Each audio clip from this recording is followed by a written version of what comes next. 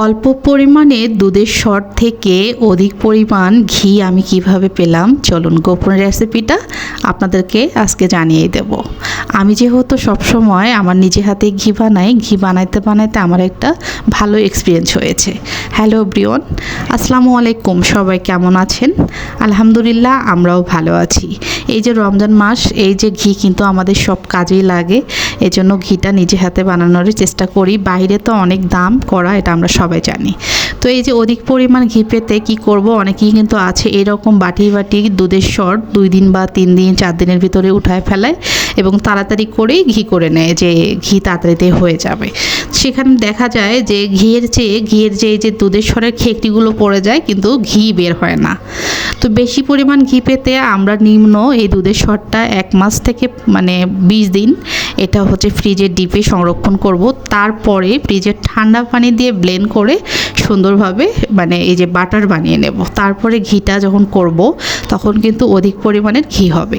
তো আমি এবার ফ্রিজের ঠান্ডা পানি দিয়ে এই যে সুন্দরভাবে ব্লেন্ড করে নিলাম। দেখুন কত সুন্দর বাটারগুলো বের হয়েছে। এটা কিন্তু খুব বেশি ব্লেন্ড করার দরকার নাই, 2 থেকে 3 মিনিটের ভিতরে এরকম বাটার হবে।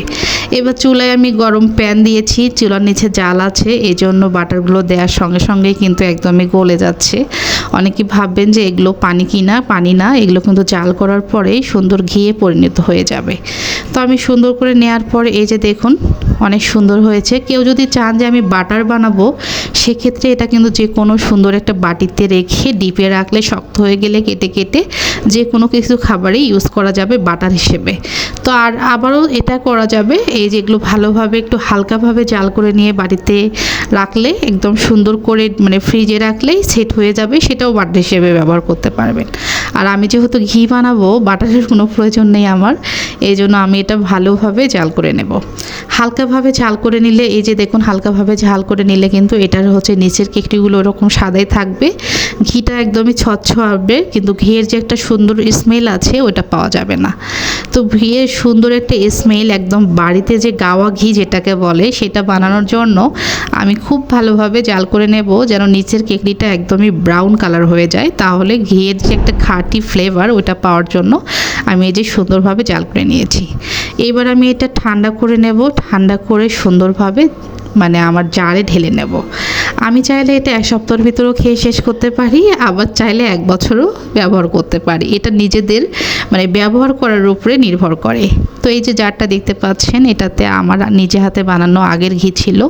বাবুকে হালুয়া বানিয়ে খাওয়া শেষ করে ফেলছি, তো আমি ওই জারটাতেই বাকি ঘিটুকু ঢেলে নিলাম। এই যে দেখুন কত সুন্দর নিজে হাতে বানানো খাঁটি গাওয়া ঘি। আমার ভিডিওটি কেমন লাগলো সবাই কিন্তু কমেন্ট করে জানাবেন, ভালো লাগলে শেয়ার করে পাশে থাকবেন। আর চাইলে এই ঘিয়ের কেকগুলো দিয়ে মুড়ি মাখা করেও খেতে পারেন। সবাই ভালো থাকেন, সুস্থ থাকেন, আল্লাহ হাফেজ।